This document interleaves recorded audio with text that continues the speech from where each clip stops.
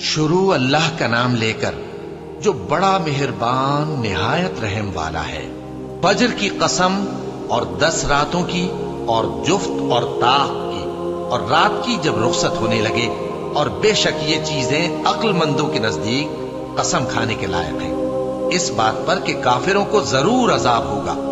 کیا تم نے نہیں دیکھا کہ تمہارے پروردگار نے قوم عاد کے ساتھ کیا کیا، جو ارم کہلاتے تھے، دراز قد مانند ستونوں کے، کہ تمام ملک میں ایسے پیدا نہیں ہوئے تھے؟ اور سمود کے ساتھ کیا کیا، جو وادی قرا میں چٹانیں تراشتے تھے؟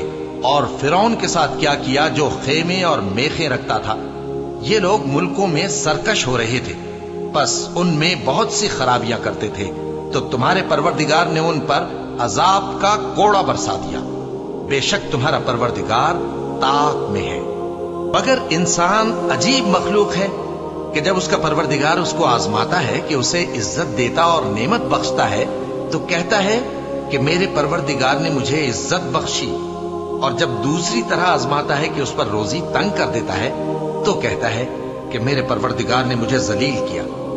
یوں نہیں، بلکہ تم لوگ یتیم کی خاطر نہیں کرتے اور نہ مسکین کو کھانا کھلانے کی ترغیب دیتے ہو، اور میراث کے مال کو سمیٹ کر کھا جاتے ہو، اور مال کو بہت ہی عزیز رکھتے ہو۔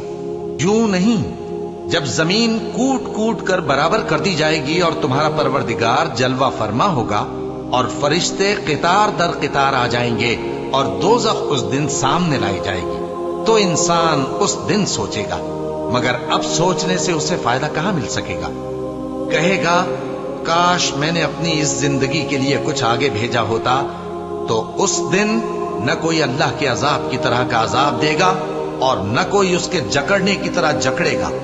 اے اطمینان والی جان، اپنے پروردگار کی طرف لوٹ چل، تو اس سے راضی، وہ تجھ سے راضی، سو تو میرے خاص بندوں میں شامل ہو جا اور میری بہشت میں داخل ہو جا۔